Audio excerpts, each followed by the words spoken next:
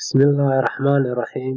Halkan waxaan ku soo qaadan doonaa cashar ka hadlaya Statement of Financial Position oo ah financial statement-ka kii labaad ee loo diyaarinayay external userska inagoo hore u soo diyaarinay Statement of Comprehension Income oo isaguna external userska loo diyaariyo si lagu ogaado income statement-ka.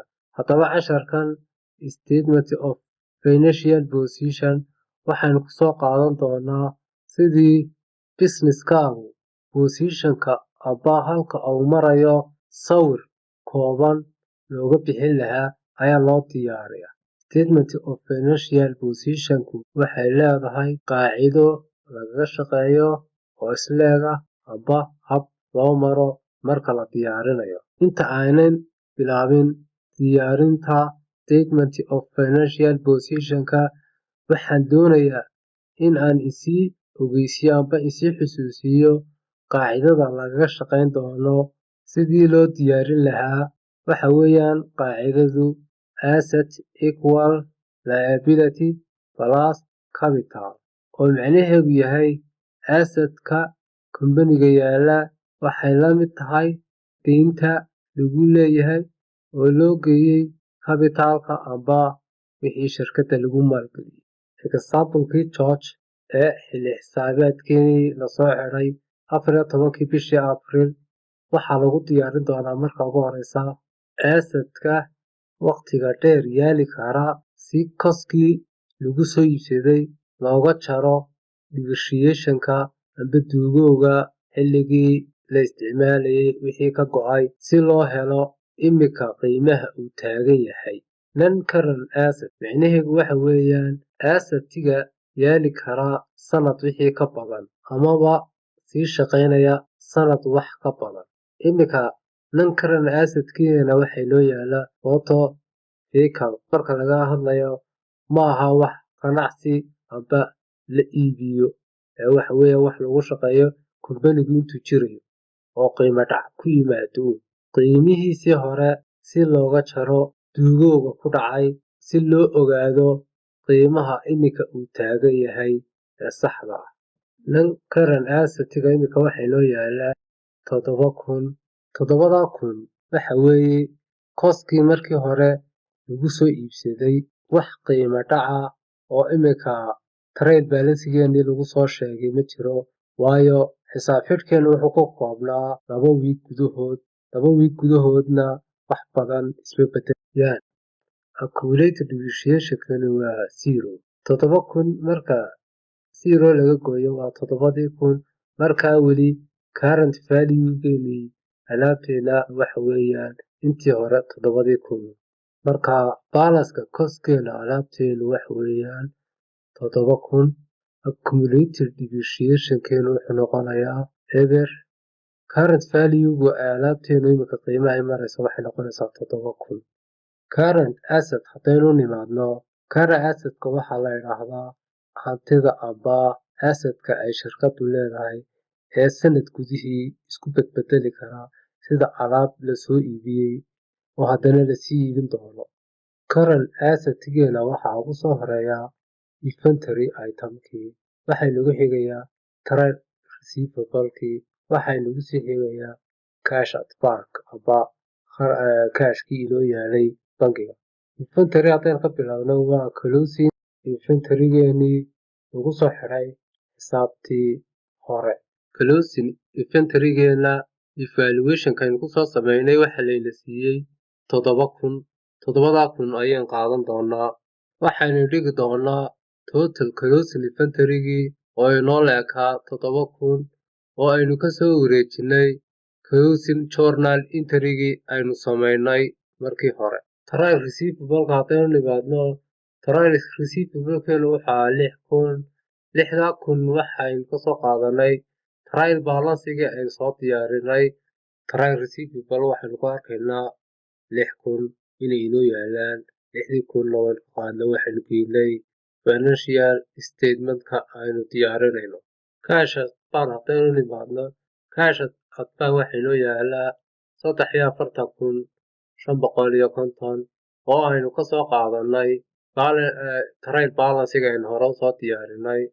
haddaynu dib ugu noqno trial balancegeena waxaa inoo yaalay bank account balancegiisu inoo leekaa 34,550 oo dhinaca financial statementkeena geynay. total current assetkeenu waxa weeyaan 7,000 oo loo geeyey 6,000 oo loo sii geeyey 43,550 oo totalkeegu noqonayo 56,550. total assetkeena haddaynu soo saarno waxay noqonaysaa inaynu isku geyno total non-current asset oo loo geeyey total current asset oo inoola mid ah 63,550. halkaa waxaynu soo saarnay iminka total assetkeena. total assetkeena waynu la soo baxnay. iminkana waxaan la soo bixi doonaa capitalkeena. capitalka waxaa lagu soo saaraa opening capital oo loo geeyey profit oo laga jaray drawings.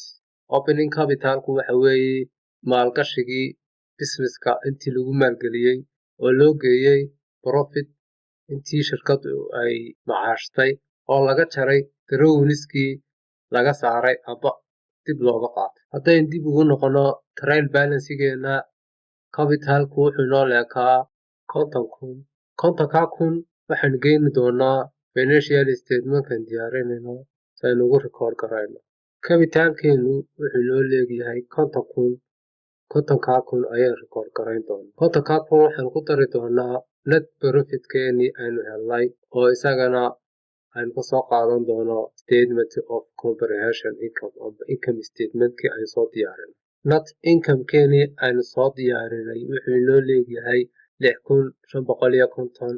6,550 waxaan ku record garayn doonaa statement of financial positionka aynu diyaarinay. net incomekeenii aynu soo diyaarinay waxaanu ka soo qaadanay net profit aba profit ah 6,550. 6,550 waxaanu geyn doonaa capitalkeena. waxaynu ka jari doonaa drawningskeena oo inoola mid ah eber waayo wax drawings oo aba lacag dib looga qaatay businesska muu jirin. haddaba capitalkeena haddaynu la soo baxno capitalka oo loo geeyey profitka oo laga jaray drawings. capitalkeenu isugeen wuxuu noqonayaa 50,000 oo loo geeyey 6,550 oo laga jaray eber oo la mid ah 56,550. total capitalkeeni haddaynu la soo baxnay iminkana aynu ka shaqayno si aynu la soo bixi lahayn total liabilitygeena amba deynta shirkadda lagu leeyahay. total liabilityga waxaa lagu helaa non current liability oo loo geeyey current liability. non current liabilitygu waxa weeyaan liabilityga amba deynta la deymiyo shirkadda amba businesska waqti sanad ka badan amba waqti dheer. non current liability ay shirkadu gashay iminka ma jirto. markaa waxaynu soo qaadan doonaa in non current liabilitygu inoola mid yahay eber. waxaynugu xiga current liability. current liabilitygu waa liabilityga amba deynta ay shirkadu gasho sanad amba sanad wax ka yar. current liabilitygeena waxaa inoo yaalay trial balancegeenii aynu soo samaynay oynu ka soo qaadan doono trial payable oo inoo leekaa 7,000. 7,000 waxaynu geyn doonaa balance sheetkeenu diyaarinaynay amba statement of financial positionkeeni trial payable oo inoo leeg 7,000. total liabilitygeenu wuxuu inoola mid yahay non current liability oo ebera oo loo geeyey current liability oo 7,000 oo inoo leeg 7,000. si aynu soo saarno statement of financial positionka aan diyaarinaynay waxaan isticmaali doonaa qaacidadii aan hore usoo sheegay ee ahayd asset equal liability plus minority equity.